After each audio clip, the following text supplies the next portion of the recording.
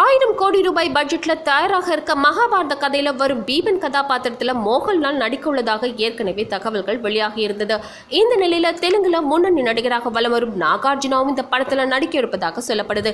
இது குறித்து செய்தியாளர்களை சந்தித்த நாகார்ஜுனா சொல்லும்போது, நான் தற்போது ராஜு கரிகாதி 2 படத்துல நடிச்சிட்டு வரேன். என்னோட அடுத்த படம் மகாபாரத கதையா கூட இருக்கலாம். கடந்த 4 வருடங்களாக மகாபாரத கதையை இயக்க கடுமையாக உழைத்துக் கொண்டிருக்கும் ஸ்ரீகுமார் 2 வருஷத்துக்கு முன்னமே கர்ணன் கதாபாத்திரத்தில் நடிக்க என்கிட்ட கேட்டிருந்தார். மலையாளத்துல மூத்த எழுத்தாளரான எம்.டி. வாசுதேவன் நாயர் எழுதிய 2ஆம் ஊழம் அப்படிங்கிற நாவலை மையப்படுத்தி உருவாகுள்ள மகாபாரத கதையை ஸ்ரீகுமார் மேனன் இயக்க இருக்கிறதா சொல்லப்படுது. இந்த படத்திற்கு மகாபாரத 2ஆம் ஊழம் அப்படின்னு பேரும் வச்சாச்சாம். படத்திற்கான ப்ரீ ப்ரொடக்ஷன் வேலைகள் தொடங்கி விட்டதாகவும் சொல்லப்படுது.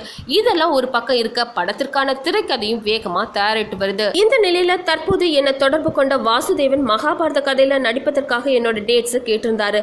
படத்துல என்னுடைய கதாபாத்திரத்திற்கு முக்கியத்துவம் இருந்தால் நான் நடிக்க தயார் அப்படின்னு சொல்லியிருந்தேன். அதற்கு பதிலளிக்கும் விதமாக வாசுதேவன் எனக்கு முக்கிய கதாபாத்திரம் ஒதுக்கியுள்ளதாகவும் கூறியிருந்தாரு.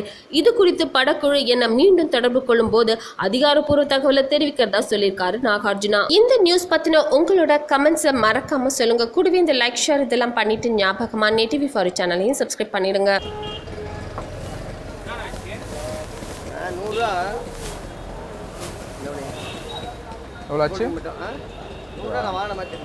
ஜூஸே நல்லா இல்லையாண்ணா?